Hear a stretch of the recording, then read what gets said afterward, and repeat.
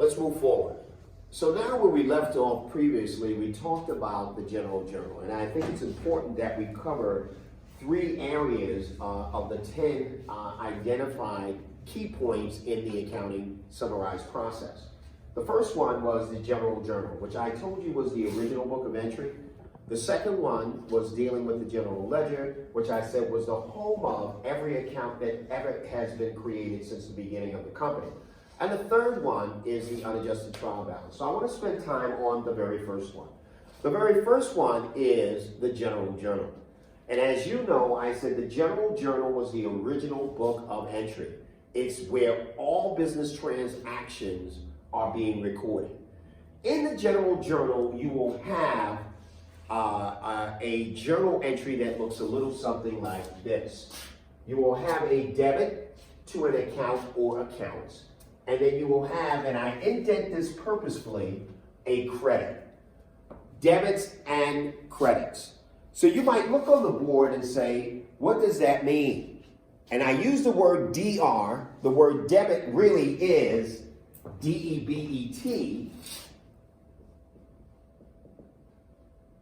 or D-E-B-I-T, I'm sorry. And credit is, and you all have seen this before because I'm sure some of you have credit, C-R-E-D-I-T. But I use the acronym or the abbreviation of debit and credit so that in accounting you understand what it means. The word debit and credit means simply this. Debit means left, credit means right. Repeat after me. Debit means left, credit means right. Now I know on the screen I'm using the wrong hand, but when you see this, you will know exactly what I mean. Debits go on the left, credits go on the right. The key thing in doing a journal entry in the original book of entry, which is the general journal, is that the dollar amount, and I'll say it again, the dollar amount of your debits should equal the dollar amount of your credits. They need to equal. Now, in a transaction, you may have multiple debits and multiple credits. So, for example, I might have 2 debits for 2 different accounts and only 1 credit for another account. I might have 3 credits in a transaction that affect multiple accounts and only 1 debit in that same business transaction. I'm recording the transaction in a debit credit format so that in recording this transaction, I am capturing the event that occurred. So regardless of how many debits and how many credits you have, the key is that the dollar amount of all of your debits need to equal the dollar amount of all of your credits. Let me give you an example. Let's say I went out and I purchased a building. I wanted this building, and this building cost $200,000. So I have a building for $200,000. Right now, I only have cash available of $100,000. Well, let's say my cash available is $100,000. Can I buy that building? Obviously, you guys are extremely smart. That's why you're in internet land and I'm not. I need $100,000 to buy this building because $100,000 short, I can't purchase the building for $200,000. Therefore, I need to borrow the money. I go to the bank and I say to the bank, listen, I'm trying to buy this building for $200,000. I have $100,000 in cash. I need a loan. The bank will give me a note payable. Remember, those were one of the 2 long-term liabilities that we talked about. And the bank then gives me a note for the remaining $100,000. Now I can go out and buy this building. Now I can go out and say I can get a building for $200,000 using $100,000 I have in cash and a $100,000 note. That represents a transaction. As I mentioned to you, whether you're behind the register selling at Best Buy or Wegmans, or whether you're in the office paying a light bill or a gas bill or paying the employees, they are all transactions. Every transaction has to be recorded in the original book of entry. The original book of entry is the general journal. All transactions are recorded in this fashion, debits and credits. Let's look at this transaction. Let's record it in that fashion.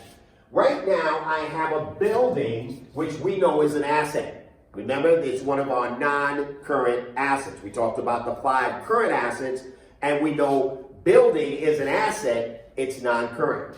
Therefore, we're going to do this, and I'll just give you the journal transaction, and we'll talk about how to remember this later, but right now I'm going to give you the journal transaction. The first transaction here will be a debit to the building, just trust me, for $200,000. I am going to credit cash for $100,000, and then I'm going to credit notes payable for $100,000. This is how I would record that particular transaction. Take a look at it. As you can see, debits go to the left, credits were indented and over to the right. Basically, what I've done is I've recorded that transaction for the purchase of the building. And what you generally do when you do a journal is you also do a little parenthetical footnote so that when you go back, you can know what happened to purchase a building using cash and note.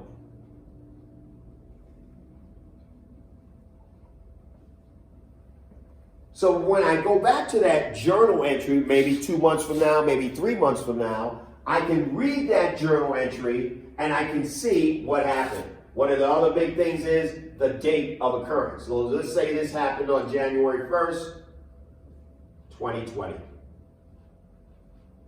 So on January 1st, 2020, this transaction occurred.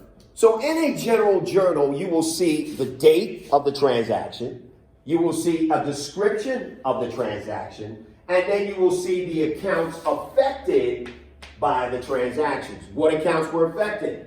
Building was affected, cash was affected, notes payable were affected. These accounts, as I mentioned to you earlier, are housed in the general ledger. However, we pull them out of the ledger so that we can capture with the accounts that are being affected in the journal so we can journalize this particular purchase transaction.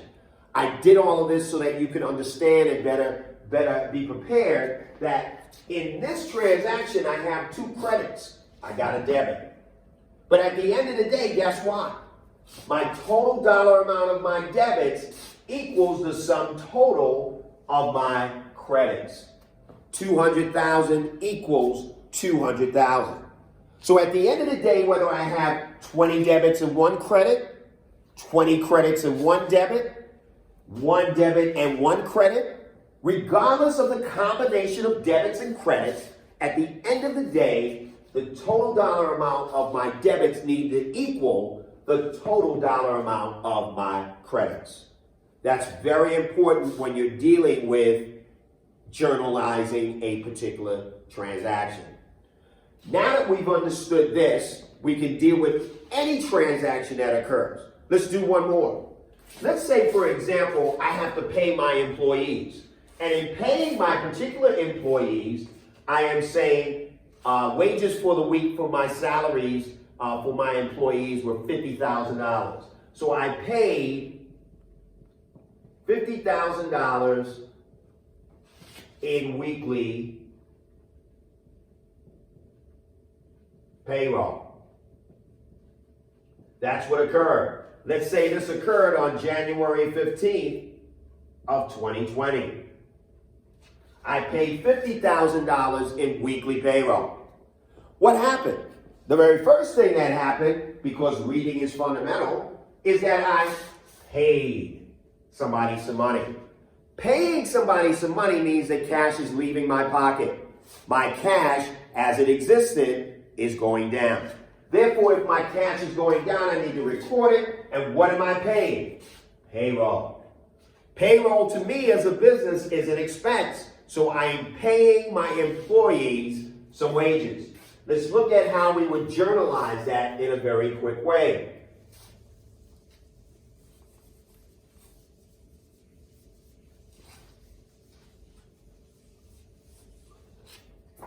Again, this is January 15th, 2020.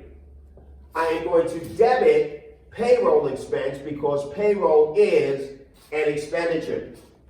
I am therefore going to then, after debiting my payroll expense for $50,000, going to credit cash because I paid my employees from cash for the same $50,000.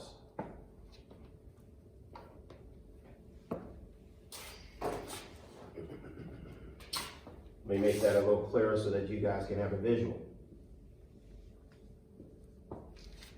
And again, parenthetically, I'm going to put a description of what happened. I paid weekly wages.